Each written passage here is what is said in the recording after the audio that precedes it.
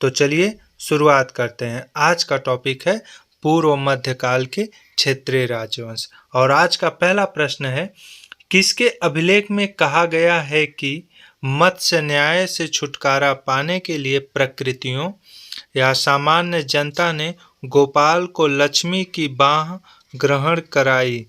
तो यह धर्मपाल के अभिलेख में कहा गया है। नेक्स्ट, गोपाल का उत्तराधिकारी धर्मपाल हुआ। वह एक महान शासक था। इसने प्रसिद्ध विहारों की स्थापना कहाँ करवाई थी? तो इसने प्रसिद्ध विहारों की स्थापना विक्रमशिला में करवाई थी। नेक्स्ट, शैलेंद्र वंश के शासक बाल पुत्र देव के अनुरोध पर किस पाल शासक ने नालंदा में बौद्ध विहार बनवाने के लिए 5 गांव दान में दिए?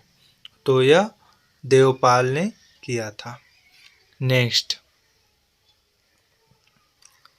नारायण पाल सैनिक जीवन की अपेक्षा साधु जीवन व्यतीत करता था। इसने शिव के सम्मान में कितने मंदिरों का निर्माण कराया था? इसने शिव के सम्मान में कितने मंदिरों का निर्माण करवाया था? तो इसने 1000 मंदिरों का निर्माण करवाया था। नेक्स्ट, जब चोल शासक राजेंद्र प्रथम ने गंगा का अभियान किया तो उस समय पाल शासक कौन था? तो उस समय पाल शासक महिपाल प्रथम था। नेक्स्ट, पाल वंश के विघटन के पश्चात बंगाल में सेन वंश की स्थापना हुई। इस वंश का संस्थापक कौन था? तो इस वंश का संस्थापक सामंत सेन था। नेक्स्ट, कवि धोई द्वारा रचित देवपाड़ा प्रशस्ति में विजय सेन का यशोगान है। इन्होंने पश्चिम बंगाल में किस नगर की स्थापना की? तो इन्होंने पश्चिम बंगाल में विक्रमपुर नगर की स्थापना की थी। नेक्स्ट, लक्ष्मण सेन की राज्यसभा में निम्न में से कौन से विद्वान रहते थे? तो लक्ष्मण सेन की राज्यसभा में श्रीधर उमापतिधर राव, जयदेव, हलायुध उपरोक्त सभी रहते थे। नेक्स्ट, प्रयाग प्रशस्ति लेख में किस प्राचीन ऐतिहासिक वंश का उल्लेख मिलता है जिसमें इसे समुद्रगुप्त का प्रत्यंत करदायी राज्य कहा गया है? तो इसमें वर्मन वंश का उल्लेख मिलता है। नेक्स्ट, निम्न में से कौन सा कामरूप के वर्मन वंश का शासक नहीं था? निम्न में से कौन सा कामरूप के वर्मन वंश का शासक नहीं था? तो यह आदित्य वर्मन थे। नेक्स्ट, अफसर अभिलेख का संबंध किस वंश से है? तो अफसर अभिलेख का संबंध वर्मन वंश से है। नेक्स्ट, निम्नलिखित में से कौन वर्मन वंश का शासक नहीं है? तो हर्षवर्मन वर्मन वंश का शासक नहीं है। नेक्स्ट, अहोमोशान जात के लोगों ने किस वर्ष कामरूप पर अधिकार कर लिया? तो अहोमोशान जात के लोगों ने 1253 ईस्वी में कामरूप पर अधिकार कर लिया। नेक्स्ट, वर्ष 1662 में किसने असम पर अधिकार कर लिया था? तो वर्ष 1662 में मीर जुमला ने असम पर अधिकार कर लिया था। नेक्स्ट, भौमाकार वंश का संबंध किस राज्य से है? तो भौमाकार वंश का संबंध उड़ीसा राज्य से है। नेक्स्ट, मोहिनी मंदिर का निर्माण किसने करवाया था? मोहिनी मंदिर का निर्माण मोहिनी देवी ने करवाया था। नेक्स्ट, परशुरामेश्वर मंदिर का निर्माण किस वंश के शासकों द्वारा करवाया गया था? तो परशुरामेश्वर मंदिर का निर्माण भौमाकार वंश के शासकों द्वारा करवाया गया था। नेक्स्ट, महाराजा महाशिवगुप्त ययाति का संबंध किस वंश से है? तो महाराजा महाशिव गुप्त ययाति का संबंध सोमवंश से है। नेक्स्ट, पालों के अतिरिक्त उत्तरी भारत में दूसरी महत्वपूर्ण शक्ति गुर्जर प्रतिहारों की थी। इस वंश का वास्तविक संस्थापक कौन था? तो इस वंश का वास्तविक संस्थापक नागभट्ट प्रथम था। नेक्स्ट, गुर्जर प्रतिहार वंश के शासक वत्सराज का शासनकाल क्या था? तो गुर्जर प्रतिहार वंश के शासक वत्सराज का शासनकाल 775 से 800 ईस्वी था। नेक्स्ट, ग्वालियर लेख में किस गुर्जर प्रतिहार शासक को आनर्त, किरात, तुरुष्क, वत्स इत्यादि का विजेता कहा गया, जिसने कन्नौज पर आक्रमण कर चक्रायुध को वहां से खदेड़कर कन्नौज को अपनी राजधानी बनाया? तो यह नागभट्ट द्वितीय थे। नेक्स्ट, किस गुर्जर प्रतिहार शासक के बारे में पेहोवा नामक स्थान से प्राप्त लेख के आधार पर पता चलता है कि उत्तर पश्चिम में उसका साम्राज्य पंजाब तक विस्तृत था? तो उसका साम्राज्य पंजाब तक विस्तृत था, तो वह शासक मिहिर भोज था।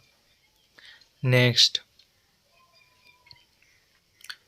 किस मुसलमान लेखक ने 915-16 ईस्वी में भारत यात्रा के दौरान महिपाल की अपार शक्ति एवं साधनों की प्रशंसा की है? तो यह अल मसूदी नामक यात्री ने महिपाल की अपार शक्ति एवं साधनों की प्रशंसा की है। नेक्स्ट,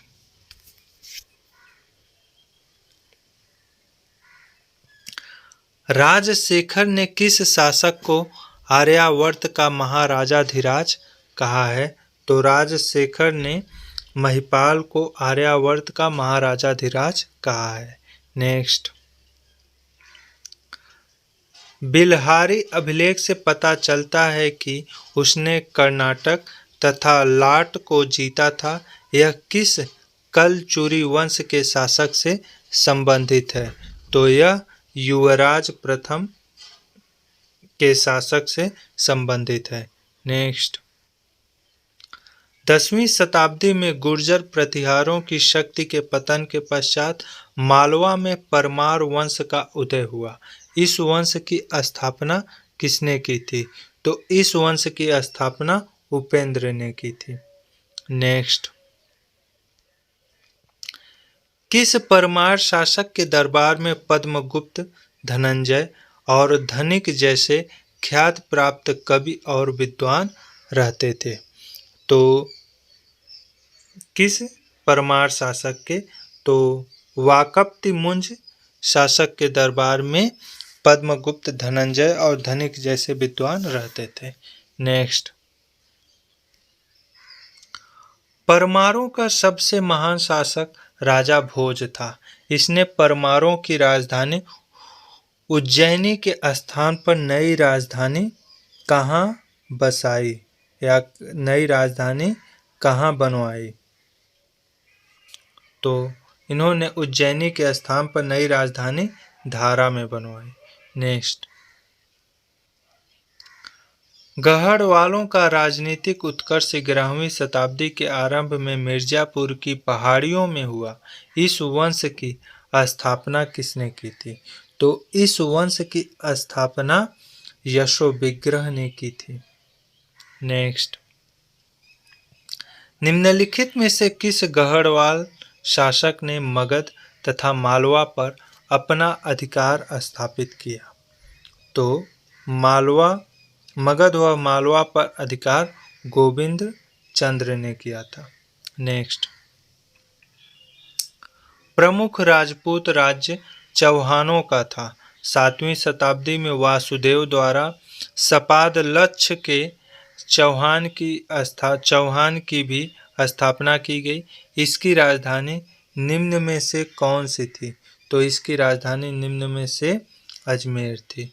नेक्स्ट, चौहानों की शक्ति का विस्तार सबसे अधिक विग्रहराज चतुर्थ विशल देव के समय में हुआ।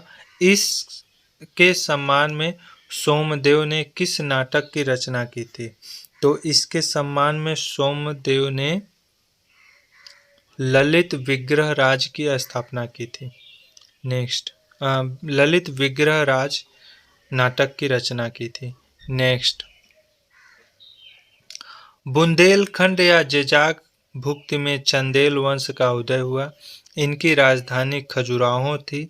इस राज्य की स्थापना किसने की थी?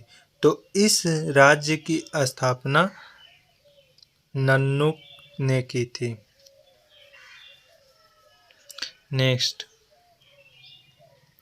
चालुक्य शासक गंडदेव ने किस हिंदू शाही राजा की तुर्की आक्रमणकारियों के विरुद्ध सहायता की थी? तो तुर्की आक्रमणकारियों के विरुद्ध जयपाल की सहायता की थी। नेक्स्ट, गुजरात में जिस राजपूत राज्य का उदय हुआ वह सोलंकी या चालुक्य वंश के नाम से विख्यात है। इस वंश की राजनीतिक सत्ता स्थापित करने वाला कौन था? तो इस वंश की राजनीतिक सत्ता स्थापित करने वाला मूलराज प्रथम था। नेक्स्ट, सोलंकी या चालुक्य वंश की संपूर्ण गुजरात में शक्ति क्षीण हो जाने के बाद समूचे गुजरात में किस वंश का अधिकार स्थापित हो गया? तो समूचे गुजरात पर बघेलों का अधिकार स्थापित हो गया। नेक्स्ट, मैत्रक शासक भट्टारक ने अपनी राजधानी किसे बनाया था? तो मैत्रक शासक भट्टारक ने अपनी राजधानी वल्लभी को बनाया था। नेक्स्ट, मैत्रक वंश में किस शासक ने महाराजाधिराज की उपाधि धारण की थी? तो मैत्रक वंश में घसेन चतुर्थ ने महाराजाधिराज की उपाधि धारण की थी। नेक्स्ट, किसने मैत्रक वंश को पूर्णतया नष्ट भ्रष्ट कर दिया था? तो अरबों ने मैत्रक वंश को पूर्णतया नष्ट भ्रष्ट कर दिया था। नेक्स्ट, मध्यकालीन भारत में राजकीय दस्तावेज के प्रधान को क्या कहा जाता था?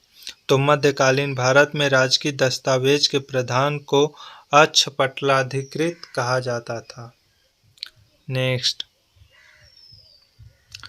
मध्यकालीन युग में केंद्रीय सत्ता के प्रत्यक्ष नियंत्रण वाले क्षेत्रों को प्रशासनिक सुविधा के दृष्टिकोण से विभिन्न इकाइयों में विभाजित किया गया। सबसे बड़ी प्रशासनिक इकाई क्या कहलाती थी? तो सबसे बड़ी प्रशासनिक इकाई भुक्ति कहलाती थी।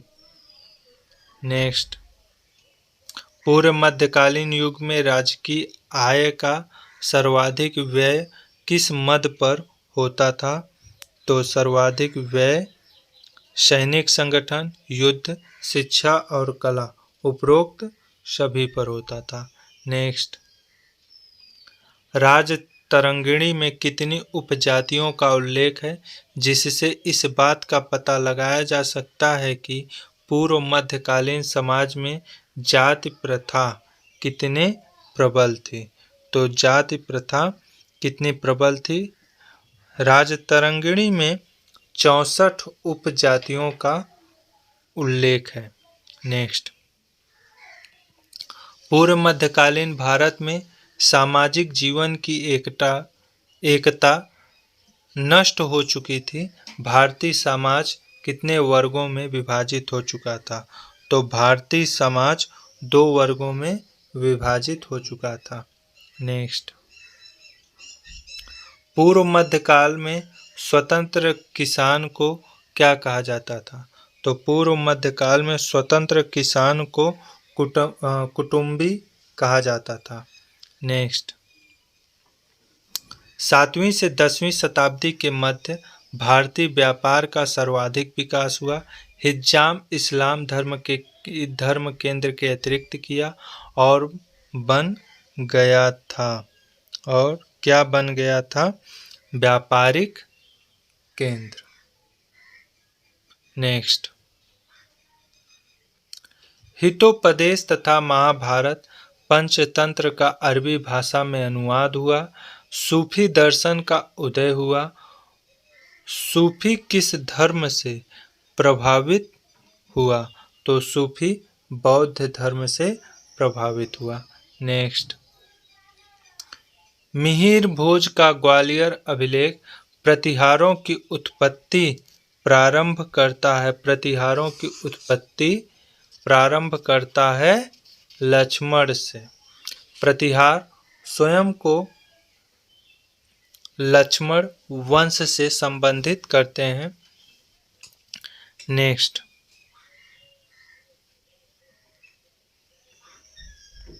स्वतंत्र परमार राज्य की स्थापना करने वाला प्रथम शासक कौन था? तो स्वतंत्र परमार राज्य की स्थापना करने वाला प्रथम शासक सियक हर्ष था।